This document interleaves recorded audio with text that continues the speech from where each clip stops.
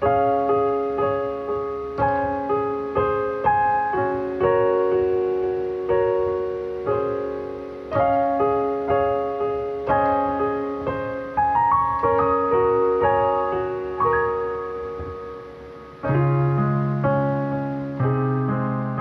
karunia dan damai sejahtera dari Allah Bapa kita dan dari anaknya Tuhan Yesus Kristus menyertai kamu sekalian.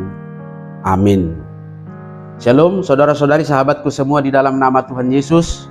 Firman Tuhan yang menyapa kita hari ini, hari Rabu tanggal 17 April 2024, tertulis dalam kitab Yeremia pasal 51 ayat 50.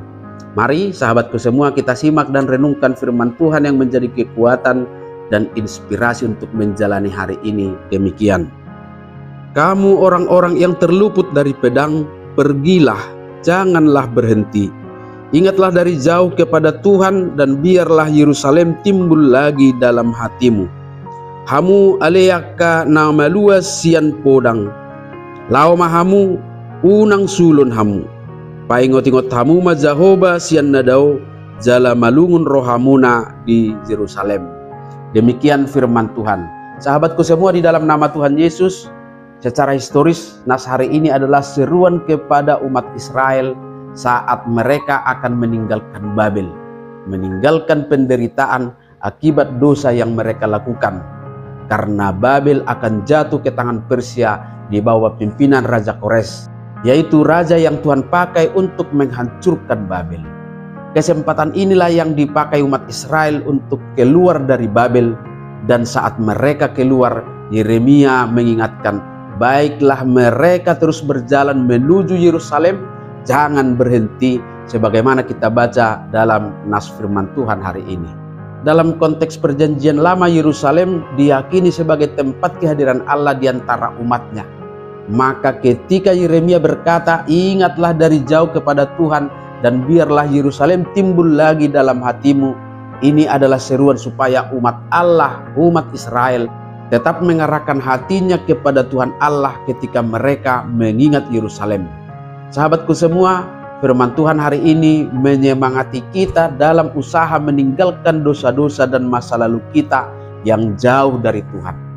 Siapapun kita, tidak ada yang terluput dari dosa masa lalu yang seharusnya kita tinggalkan. Karena memang tidak sedikit orang yang karena sudah terbiasa melakukan hal-hal yang buruk, akhirnya tidak menganggapnya lagi sebagai dosa. Allah bisa karena biasa.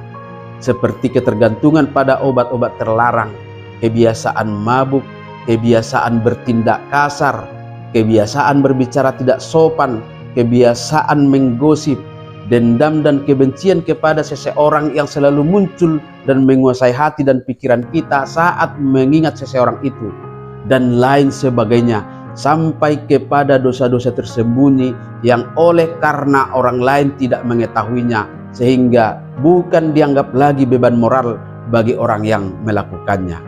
Firman Tuhan mengajak kita supaya kita yang sampai hari ini masih Tuhan izinkan hidup seperti umat Israel yang terluput dari pedang yang disebutkan dalam nas hari ini. Baiklah kita merenungkan perbuatan-perbuatan dosa kita yang mungkin masih kita lakukan sampai hari ini. Inilah saatnya kita mengevaluasi diri selagi masih diberi kesempatan. Dua respon kita tentang hal ini adalah, yang pertama, tindakan tanggap. Kita tidak boleh hanya diam dan pasrah terhadap kelemahan kita, tetapi kita harus mencari cara untuk meninggalkan masa lalu itu. Kedua, ingatlah kepada Tuhan. Meskipun kita mengalami kesulitan untuk meninggalkan masa lalu kita, meninggalkan dosa-dosa kita, kita harus tetap mengingat hubungan kita dengan Tuhan. Kita harus tetap ingat kepadanya, mengandalkannya, dan berharap kepadanya dalam segala kelemahan kita. Percayalah saudara-saudariku semua, kasih karunia-Nya tidak terbatas. Pasti selalu tersedia bagi orang yang bertobat dan yang membutuhkan pemulihan hidup darinya. Amin. Selamat beraktivitas, Tuhan memberkati.